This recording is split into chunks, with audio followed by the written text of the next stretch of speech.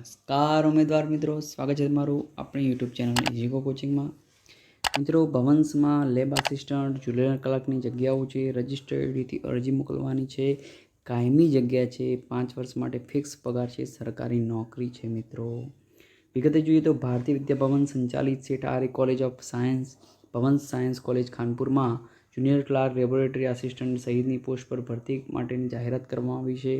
બિન અનામત કેટેગરીની આ બેઠક પર ભરતી માટેની શૈક્ષણિક લાયકાત, અનુભવ, ભરતીના નિયમો વગેરે રાજ્ય સરકાર, ગુજરાત ગૌણ સેવા પસંદગી મંડળ તથા ગુજરાત યુનિવર્સિટીના પ્રવર્તમાન ધારાધોરણ અનુસાર રહેશે. જગ્યા માટે રાજ્ય સરકારની માન્ય સંસ્થામાંથી કોમ્પ્યુટરની પરીક્ષા પાસ કરેલી ફરજિયાત હોવી જોઈએ. આ 5 વર્ષ માટેની ફિક્સ પગારની નોકરી રહેશે. ત્યારબાદ આ જગ્યા નિયમિત કરી શકાશે. જરૂરી લાયકાત ધરાવનાર ઉમેદવારોએ એલસી, ગુણપત્રકો, પાસપોર્ટ સાઇઝનો ફોટો અને અનુભવના પ્રમાણપત્રોની નકલો સાથે અઠવાડિયામાં રજિસ્ટર્ડ એડી પોસ્ટથી અરજી કરવાની રહેશે. નોકરી કરતા ઉમેદવારોએ પોતાની સંસ્થા મારફતે એનઓસી સાથે અરજી કરવાની રહેશે. મિત્રો, આ જાહેરાત આપણે 2 દિવસ પહેલાં આપણે આપણી યુટ્યુબ ચેનલ પર મૂકેલી જ છે. એ પણ આપણે જરા સાથે સાથે જોઈ લઈએ. એ જાહેરાત આવી રીતની હતી. એક અમદાવાદની હતી, એ જે મેં વિડીયો ઉતાર્યો હતો એની અંદર, અને બીજી એક હતી રાજકોટની. બરાબર છે. સંસ્થાની અંદર જે ઉપર ઉચ્ચ શિક્ષણ કમિશનરની કચેરીમાંથી એનઓસી મેળવીને આવી સીધી ભરતીઓ થતી હોય છે. સરકારી નોકરી જ હોય છે. એ પણ આપણે જરા જોઈ લઈએ તો ભારતીય વિદ્યા ભવન સંચાલિત Seth Arya college of science Bhavans college campus, Vidya Gauri, Neelkanth Marg, Khanpur, Ahmedabad 380-001 આ સરનામું છે. એ સરનામા પર તમારે રજિસ્ટર એડી કરવાની રહેશે. જગ્યાનું નામ જુનિયર ક્લાર્ક છે. એક ખાલી જગ્યા છે. બિન અનામત કેટેગરીમાં છે. એનઓસીનો જે આ પત્ર ક્રમાંક છે એ લખેલો છે. લેબ આસિસ્ટન્ટની જગ્યા છે. એક ખાલી જગ્યા છે. બિન અનામત કેટેગરી. એનઓસીનો જે નંબર છે એ લખેલો છે. શૈક્ષણિક લાયકાત, અનુભવ, ભરતીના નિયમો જે હમણાં જે વાત કરી એ પ્રમાણે જ છે બધું. અને કોમ્પ્યુટરની પરીક્ષા પાસ કરેલી હોવી જોઈએ. ધારાધોરણ અનુસાર 5 વર્ષ માટે ફિક્સ પગાર રહેશે. જે પૂર્ણ થશે તો એમને નિયમિત કરી શકાશે. વિદ્યાર્થીઓની ઘટ હશે તો ફાજલનું રક્ષણ આમાં મળવાપાત્ર નથી, અને કોઈ ભથ્થો કે લાભો પણ મળવાપાત્ર નથી. તો જરૂરી લાયકાત ધરાવનાર ઉમેદવારે એલસી, ગુણપત્રકો, પાસપોર્ટ સાઇઝનો ફોટો અને અનુભવના પ્રમાણપત્રોની નકલો સાથે જાહેરાત પ્રસિદ્ધ થયાથી દિન 10માં 28/12 જાહેરાત પ્રસિદ્ધ થઈ ગઈ છે.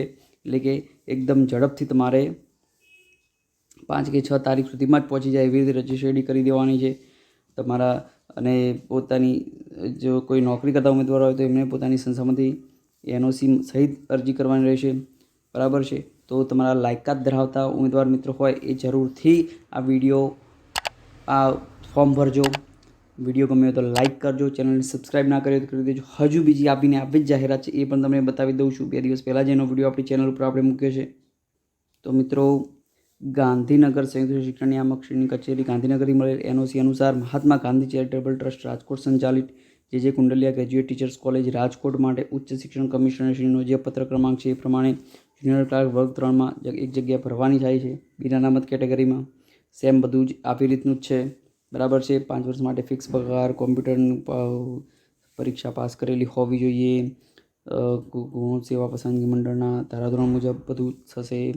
બરાબર છે.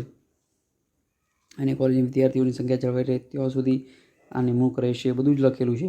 અને 5 વર્ષ તમે પૂરો કરશો ત્યારે નિયમિત નિમણૂક મેળવવાને તમે પાત્ર થશો એવું પણ લખેલું છે. બરાબર છે. તો અને કે નોકરી ચાલુ હોય તો આ એનઓસીની શરતો આધીન તમને મળશે. અને કે નોકરી ચાલુ હોય તો એની એનઓસી પણ રજૂ કરવાની રહેશે. અહીંયા દિવસ 15 આપેલા છે. એટલે કે તમે 10-12 તારીખ સુધીમાં તમે કરી દો, 10-12 જાન્યુઆરી સુધીમાં, તો તમારે રજિસ્ટર આઈડી ચાલી જશે. બરાબર છે.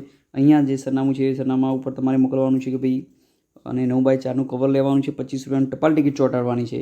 Managing trustee Mahatma Gandhi charitable trust, Shastri ભવન, શાસ્ત્રી મેદાન સામે, સૂચક રોડ, રાજકોટ 360-001. ડૉક્ટર જીતાબેન જાની અને મનસુખભાઈ સી જોશી સાહેબે આ સદર જાહેરાત બહાર પાડવામાં આવેલી છે. તો અમદાવાદની, રાજકોટની જાહેરાત પ્રત્યે થોડું તમે એની નોંધ લેજો અને એ પ્રમાણે તમે અરજી કરજો. મિત્રો, લાયકાત ધરાવતા ઉમેદવારોને જરૂરથી તમે મોકલી આપશો. તમારા મિત્રોને મોકલી આપશો. વિડીયો લાઇક કરજો. ચેનલને સબસ્ક્રાઈબ ના કરી દેજો. પછી જ આભાર સાથે જય હિન્દ જય ભારત.